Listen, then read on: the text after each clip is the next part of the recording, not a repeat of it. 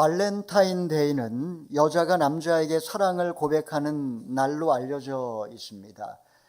어제가 발렌타인데이였죠. 선물 받으신 분들 축하드립니다. 정말 낭만적인 그런 축제이지만 그러나 그 시작은 결코 낭만적이지 않았습니다. 3세기 중엽 로마 제국은 끊임없는 전쟁으로 위태롭던 시기였습니다. 황제 클라우디우스 2세는 제국의 병력 유지를 위하여 젊은 남자들의 결혼을 금지했습니다.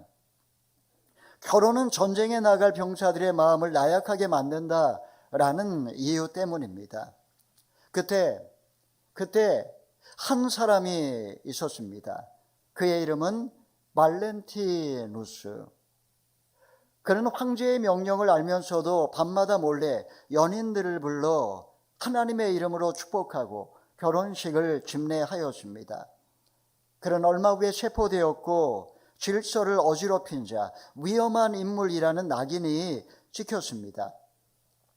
서기 256년 2월 14일 사랑을 지키려 했다는 이유로 로마 인근의 도로에서 그는 참수형에 처해졌습니다. 그의 죽음 앞에 사람들은 오랫동안 입을 열지 않았습니다. 그는 로마의 법을 어긴 사람이었고 체제를 거스린 사람이었기 때문입니다. 세월이 흐르자 사람들은 조금씩 다르게 질문하기 시작했습니다. 그가 정말 위험한 인물이었을까? 아니면 우리가 너무 쉽게 판단해버린 것은 아닐까? 그 질문이 쌓이고 또 쌓이면서 서기 496년 교회는 그를 순교자로 기억했고 2월 14일을 성 발렌타인 축일로 제정하였습니다. 발렌타인 이야기는 단순히 로맨스의 기원이 아니라 편견이 역사 속에서 어떻게 신앙의 고백으로 바뀔 수 있었는가를 보여주는 사례라고 할 수가 있습니다. 여러분 이상하지 않습니까? 우리는 언제부턴가 사람을 만나기 전에 먼저 결론을 내리는데 익숙해져 있습니다. 말을 끝까지 듣기보다도 이미 알고 있다는 듯이 섣불리 판단해버리는 조급함은 어디에서 온 것일까요? 누군가를 바라보면 저 사람은 처음부터 원래 그래 라고 말할 때에 우리는 정말 그 사람을 정직하게 정확하게 알고 있는 것일까요? 아니면 그의 삶의 왜곡된 한 측면만 바라보고 나는 그렇게 말하고 있는 것은 아닐까요? 오늘 본문에는 한 사람이 등장합니다. 그의 이름은 나다나엘. 나다는 주다라는 뜻이고 엘은 하나님이라는 뜻입니다. 하나님이 주셨다, 하나님의 선물이라는 그런 아름다운 이름을 갖고 있는 나다나엘. 놀라운 사실은 하나님이 그를 향하여 참 이스라엘 사람이라고 그렇게 말씀하셨다라는 겁니다. 분명히 편견을 말했는데 거짓이 없다니. 이 시간에 우리는 본문 말씀을 통해서 편견이 멈춘 그 자리에서 어떻게 하늘이 열릴 수 있을까? 그런 질문을 가지고 오늘 말씀을 함께 살펴보기를 원합니다. 첫째, 투사. 보지 않고 이미 아는 마음. 우리 45, 46절 읽어보겠습니다. 시작. 빌립은 나다나엘을 찾아가 말했습니다. 모세가 율법에 기록했고 예언자들도 기록했던 그분을 우리가 만났소. 그분은 요셉의 아들 나사렛 예수시요. 나다나엘이 물었습니다. 나사렛에서 무슨 선한 것이 나오겠는가? 빌립이 말했습니다. 와서 보시오. 나다나엘은 예수님의 출신을 가지고 결론을 그냥 내려버립니다. 이것을 선이해라고 이야기를 하죠. 이미 가지고 있는 이해의 틀이라는 말입니다. 이 말은 해석학에서 나왔습니다. 페어 스탠디스라고 독일어에서는 이야기를 하는데요. 선이해가 없으면 사실 우리는 아무것도 이해할 수가 없습니다. 왜냐하면 그것이 이해의 틀이기 때문입니다. 문제는 선이해가 질문을 멈추게 할 때 생깁니다. 더 보기도 전에 결론을 내리고 만남이 시작되기 전에 판단을 끝내버릴 때 선이해는 그 순간에 편견이 됩니다. 한 단어로 그 사람을 낙인 찍어 버리는 거죠. 나사렛 사람이다. 여러분, 우리라고 크게 다르지 않습니다. 이해는 언제나 이미 이해된 것 위에서만 가능합니다. 인간은 완전히 중립적인 상태에서 이해하지 않고 어떤 경험, 언어나 문화나 기대나 어떤 그런 것 속에 미리 이해한 상태로 존재한다라는 겁니다. 인간은 편견 없는 존재가 아니라 자기 이해를 안고 하나님 앞에 서는 존재입니다. 복음은 우리의 선 이해를 부수기보다도 그 선 이해를 들고 주님 앞에 나오라고 초청하십니다. 여러분, 혹시 여러분의 마음에도 이런 나사렛이 있지 않습니까? 내가 쉽게 단정해버린 사람, 그 사람의 배경이나 학력이나 외모나 인종이나 지역을 가지고 사람을 단정하지 않느냐 하는 질문입니다. 또는 나 자신은 원래 그래, 나는 안 돼, 이렇게 나 자신을 규정해버리는 것은 없습니까? 우리는 선이해가 없이 텍스트를 읽을 수는 없습니다. 중요한 것은 선이해를 부정하는 것이 아니라 그것을 조심스럽게 과연 그러한가 그렇게 숙고하고 성찰하느냐 하는 질문입니다. 나사렛에서 무슨 선한 것이 나오겠느냐라는 말은 나다나엘의 선이해고 와서 보라 라는 초청은 선이해를 넘어서 한 걸음 나오라는 초청의 말씀입니다. 사랑하는 여러분, 복음은 편견을 논쟁으로 부수지 않습니다. 복음은 조용히 우리를 오라고 초청합니다. 와서 보라. 편견은 멀리서 그 사람을 판단하는 것이지만 복음은 가까이 다가와서 보는 것입니다. 편견은 그 사람을 규정해버리지만 복음은 우리를 다시 존재하게 만듭니다. 존재가 열린다라고 하는 것은 어떤 거창한 깨달음이 아니라 오늘 내가 마주하고 있는 한 사람을 이전과는 다른 시선으로 바라보기 시작한다라는 말입니다. 신앙은 세상을 바꾸는 능력이 아니라 같은 세상일지라도 예수 그리스도의 시선으로 다르게 바라보는 것, 이런 것을 우리는 신앙이라고 이야기를 합니다. 인간은 편견 없는 존재가 아닙니다. 우리 모두 다 나름의 편견이 있습니다.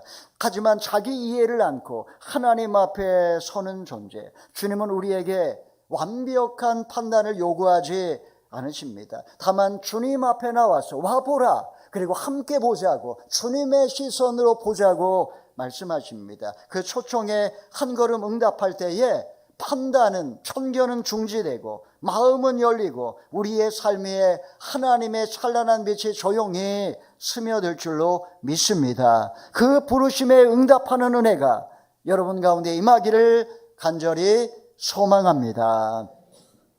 여기에 한 가지 의문이 남습니다. 편견을 말한 나다나엘을 왜 예수님은 책망하지 않으셨을까요? 둘째, 정직, 가면을 벗을 때 드러나는 진실. 우리 47절의 말씀 읽어보겠습니다. 시작. 예수께서 나다나엘이 다가오는 것을 보시고 그에 관해 말씀하셨습니다. 여기 참 이스라엘 사람이 있다. 이 사람에게는 거짓이 없다. 이 말씀 앞에서 우리는 자연스럽게 한 가지 질문을 하게 됩니다. 조금 전까지 편견을 말한 사람에게 왜 예수님은 거짓이 없다고 하셨을까요? 우리는 편견이라는 말에 대하여 부정적으로 생각합니다. 당연히 우리는 편견도 그렇고 거짓도 그렇고 같은 자리에 놓습니다. 지금 예수님은 이 장면에서 사람의 판단이 틀릴 수 있음과 사람의 마음이 가식으로 굳어져 있는 상태를 분명히 다르게 구분하고 계신다라는 겁니다. 예수님은 여기서 틀림과 위선을 나누어 보십니다. 편견은 틀릴 수 있습니다. 모든 인간은 다 편견을 갖고 있죠. 나다나엘의 말은 자기 세계에서 나온 솔직한 반응입니다. 반면에 거짓은 조금 다릅니다. 알고도 숨기고 느끼면서 부인하며 가면을 쓰고 본심을 감추는 태도를 거짓이라고 이야기를 합니다. 우리가 누군가에게 어떤 강한 편견을 갖기 시작하게 되면, 그것이 나 자신의 거짓으로 그렇게 임하게 되면 그 이면에는 종종 자기 안에 있는 그림자를 보지 아니하고 상대방에게서 보려고 하는 마음이 자리하게 됩니다. 이런 것을 심리학에서는 그림자 투사라고 이야기를 하는 겁니다. 내가 보고 싶지 않은 내 안에 있는 열등 기능, 내 안의 그림자를 감추기 위해서 오히려 누군가에게 그런 모습을 보게 되면 너무나 쉽게 너무나 강하게 비난하는 경향이 있습니다. 나다나엘은 달랐습니다. 그는 마음에 떠오르는 편견을 거짓으로 숨기지 않았고 주님 앞에서 자신을 꾸미지 않았습니다. 가면을 쓰지 아니하고 있는 모습 그대로 나왔습니다. 예수님은 그의 말의 정확성이 아니라 그의 존재의 정직성을 보신 겁니다. 그의 말의 정확함이 아니라 그의 존재의 정직함, 이것을 주님은 보고 계시는 겁니다. 여성 작가 하버리가 쓴 앵무새 죽이기라고 하는 소설이 있습니다. 1930년대 미국의 대공황 시기에 미국 남부의 작은 마을에서 흑인 남성 톰 로빈슨은 백인 여성을 성폭행했다는 혐의로 재판을 받습니다. 증거와 증언은 그의 무죄를 가리킵니다. 배심원들의 마음은 이미 유죄로 기울어진 상태입니다. 이유는 단순합니다. 그는 흑인이었고 가난했으며 남부 사회가 가진 오래된 인종적 편견 속에 놓여 있었기 때문입니다. 변호사 에트커스 핀치가 묻습니다. 우리가 지금 판단하는 것은 사실입니까? 아니면 두려움입니까? 그 질문은 편견의 벽을 깨트리지를 못합니다. 결국 톰 로빈슨은 사형 판결을 받고 교수형을 당합니다. 제목인 앵무새 죽이기라고 하는 이 제목은 소설 전체를 관통하는 상징입니다. 앵무새는 아무런 해도 끼치지 않았지만 노래만 한 존재였지만 그러나 결국 죽임을 당하죠. 죄 없는 인간을 상징합니다. 소설은 인간이 자기 안에 있는 그림자를 마주하지 아니할 때, 자기 안에 있는 열등 기능을 직면하지 아니할 때 얼마나 쉽게 거짓과 폭력에 가담할 수 있는지를 보여주는 그런 대목이라고 할 수 있습니다. 자, 그렇다면 예수님은 나다나엘의 말보다 무엇을 보고 계셨을까요? 48절 읽어보겠습니다. 시작. 나다나엘이 물었습니다. 어떻게 저를 아십니까? 예수께서 대답하셨습니다. 빌립이 너를 부르기 전 내가 무화과 나무 아래에 있을 때 너를 보았다. 무화과 나무 아래는 사람들의 시선이 닿지 않는 자리입니다. 그것은 인정을 받기 위하여 애쓰지 않아도 되고 설명하거나 증명할 필요가 없는 자리입니다. 영성의 전통에서 무화과 나무 아래는 하나님 앞에 홀로 있는 자리, 자기 자신을 숨기지 아니하는 자리로 이해해 왔습니다. 사람들의 시선이 사라질 때 우리는 나의 모든 가면을 벗어버리고 있는 모습 그대로 하나님 앞에 설 수 있습니다. 이것을 바로 나만의 성소라고 이야기를 하는 겁니다. 여러분, 나는 지금 주님 앞에 어떤 모습으로 서 있습니까? 우리는 종종 하나님 앞에 올바르게 보이려고 애쓰지만 정작 정직해지는 일에는 머뭇거립니다. 영성의 시작은 바른 판단이 아니라 솔직한 고백에서 시작되는 겁니다. 주님 제 안에 이런 편견이 있습니다. 주님 제 안에 이런 미움이 있습니다. 주님 제 안에 이런 절망이 있습니다. 이렇게 말할 수 있을 때에 우리는 비로소 가면을 벗어버리고 주님 앞에 설 수 있습니다. 우리의 판단이 얼마나 정확한지를 묻지 아니하시고 우리의 마음이 지금 얼마나 정직한지를 주님은 보시고 기뻐하시는 겁니다. 사랑하는 여러분, 나다나엘은 틀릴 수 있습니다. 그럼에도 그는 주님 앞에 자기를 꾸미지 않았고 가면을 쓰지 않았습니다. 예수님은 그의 말보다 그의 존재의 진실함을 보셨습니다. 주님은 오늘도 말씀하십니다. 내가 무화과 나무 아래에 있을 때 내가 너를 보았다. 아무도 보지 않는 자리에서, 설명할 필요도 없던 그 자리에서 하나님은 이미 우리를 보고 계셨다라고 말씀하십니다. 내 안에 있는 그림자는 부정하면 부정할수록 짙어지지만 그림자를 인정하게 되면 더 이상 우리를 지배하지 못합니다. 주님 앞에 섬기지 않고 서는 그 순간 편견은 멈추고 마음은 다시 열리기 시작합니다. 이 말씀 앞에서 우리 모두 가면을 벗어놓고 숨기지 않고 주님 앞에 정직하게 나올 수 있기를 소망합니다.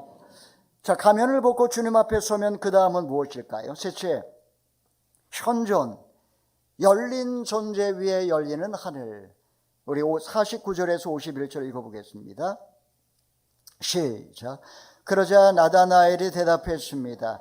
라피여, 당신은 하나님의 아들이시며 이스라엘의 왕이십니다. 예수께서 그에게 말씀하셨습니다. 내가 무화과 나무 아래 있던 너를 보았다고 해서 믿느냐? 이제 그보다 더 큰 일도 보게 될 것이다. 그리고 예수께서 덧붙여 말씀하셨습니다. 내가 진실로 진실로 너희에게 말한다. 너희는 하늘이 열리고 하나님의 천사들이 인자 위에서 오르락 내리락 하는 것을 보게 될 것이다. 나다나엘은 예수님으로부터 더 많은 설명을 들었기 때문에 예수님을 이스라엘의 왕으로 고백한 것이 아닙니다.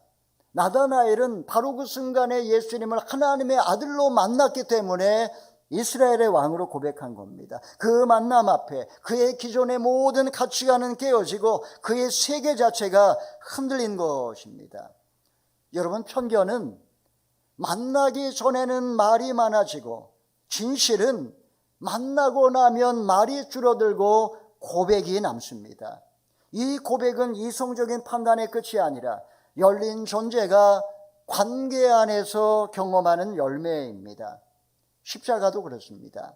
십자가는 똑같은 방식으로 우리도 경험을 합니다. 사람들은 예수님을 신성 모독자라고 말했습니다. 하지만 그날 하늘은 같은 사건을 두고 전혀 다른 선언을 하였습니다. 이는 내 사랑하는 아들이요 내 기뻐하는 자라고. 인간의 편견은 십자가를 저주라고 해석했지만 하나님의 시선은 그 자리를 구원의 문으로 여셨던 것입니다. 이처럼 하늘이 열린다라고 하는 것은 사건이 바뀌는 것이 아니라 그것을 바라보는 해석이 달라지는 것입니다. 여러분의 마음에는 아직 닫혀있는 문이 있습니까? 사람을 향해 굳게 닫아놓은 문, 혹은 스스로 나는 이 정도밖에 안 되라고 오랫동안 낙인을 찍어놓은 그런 문은 없느냐 하는 질문입니다. 주님은 그 문 앞에서 우리를 꾸짖지 않으십니다. 그리고 조용히 말씀하십니다. 와서 보라. 편견을 내려놓고 한 걸음 나아갈 때 하늘은 우리의 노력보다 먼저 열리고 우리는 다시 하나님께 나아가는 길 위에 서게 됩니다. 사랑하는 여러분, 편견은 우리의 시선을 닫아 존재의 지평을 좁게 만듭니다. 반면에 예수님은 닫힌 마음 앞에 서서 우리를 판단하지 아니하시고 우리로 다시 보게 하시는 분이십니다. 그분을 만날 때에 우리의 말수는 줄어들고 고백은 깊어지며 닫혀있던 존재 위에 하늘이 열리기 시작합니다. 오늘 주님 앞에서 정직하게 서는 순간 여러분의 삶 위에도 하늘이 열리는 은혜가 임하게 되기를 축복합니다. 어느 수도원에서 있었던 이야기입니다. 한 젊은 수도사가 스승을 찾아와서 이렇게 조용히 말했습니다. 선생님, 공동체 안에서 자꾸 판단하는 마음이 듭니다. 저 사람은 왜 저럴까? 저것밖에 왜 못할까? 마음이 자꾸 딱딱해지고 완악해집니다. 노 수도사는 말없이 그를 데리고 수도원 뜰로 나갔습니다. 한 그루의 나무 앞에 그를 세워둔 채 이렇게 묻습니다. 너는 저 나무가 왜 저렇게 자라는지 아느냐? 젊은 수도사는 고개를 저었습니다. 그때 스승이 말했습니다. 그렇다면 판단하지 말거라. 모르는 것을 판단하는 순간 너는 보지 않고 결론부터 내려버린 것이다. 잠시 침묵이 흐른 뒤 그는 이렇게 덧붙였습니다. 사람을 사랑한다라고 하는 것은 그 사람이 그 자리에 이르기까지의 이야기를 끝까지 헤아리려는 마음이다. 이해하려고 애쓰는 그 자리에서 서둘러 떠나지 말고 조용히 그 곁에 머물러라. 초대교회는 나다나엘을 바돌로메라는 이름으로 기억해 왔습니다. 그는 동료 다데오와 함께 복음을 품고 시리아를 거쳐 메소포타미아에서 복음을 전했고 창세기 고멜의 후손들이 사는 아라라트 산 기슭에 아르메니아까지 걸어갔다고 합니다. 그곳에서 그는 잔혹한 죽음을 맞이합니다. 산채로 가죽이 벗겨지는 형벌 앞에서 그의 믿음은 침묵하지 않았습니다. 그 땅에서 떨어진 그 핏방울, 그 피는 씨앗처럼 묻혔고 시간은 그것을 덮어 오랜 세월 키워냈습니다. 마침내 301년 아르메니아 왕은 기독교를 국교로 선포했습니다. 이때 세워진 교회가 아르메니아 사도교회입니다. 여기서 말하는 사도가 바로 나다나엘을 말합니다. 301년에 국교로 선포됐고 그리고 저 건물은 건축이 바로 시작되어 303년에 완공이 되었습니다. 로마가 기독교를 공인하지 않았던 때 극심한 박해가 진행되고 있던 바로 그 시절에 아르메니아는 세계 최초로 기독교를 국교로 선포했던 것입니다. 한 민족은 복음을 운명으로 받아들입니다. 과연 선한 것이 나올까 묻던 나다나엘의 의심은 이렇게 땅끝에 한 민족의 신앙의 고백으로 자라났습니다. 한 사람의 열린 마음이 역사의 문을 열었고 한 번의 만남이 2000년의 세월이 흘러도 민족의 기억 속에 남게 되었습니다. 오늘날 아르메니아는 900만 명이 예수님을 그리스도로 믿고 있습니다. 하늘은 요란하게 내려오지 않습니다. 하늘은 늘 그렇듯 정직한 한 사람의 신앙 고백 위에 조용히 열리는 법입니다. 사랑하는 여러분, 하늘은 더 잘해야 열리는 문이 아닙니다. 더 많이 알아야, 더 많이 이해해야 열리는 문은 더더욱 아닙니다. 하늘은 내가 쥐고 있는 것을, 내가 붙잡고 있던 그 마음을 풀어놓을 때, 이미 다 안다고 여겼던 시선을 멈출 때, 다시 보려고 하는 용기를 마음속에 품을 때에 하늘은 그 위에서 숨쉬기 시작합니다. 믿음은 멀리 가는 힘이 아니라 같은 자리에 서서도 이전과는 다른 시선으로 대상을 바라보는 것입니다. 사랑하는 성도 여러분, 오늘 여러분의 마음속에 있는 나사렛은 무엇입니까? 너무나 쉽게 단정해버린 한 사람입니까? 더 이상 기대하지 않게 된 관계입니까? 아니면 스스로에게 오랜 세월 붙여놓은 이름입니까? 주님은 오늘도 우리를 재촉하지 아니하시고 다만 부르십니다. 와서 보라. 판단을 내려놓고 오라. 결론을 잠시 멈추고 오라. 있는 모습 그대로, 빈손 든 그대로, 실패한 그 자리에서 내 앞에 와 서보라. 주님은 초청하십니다.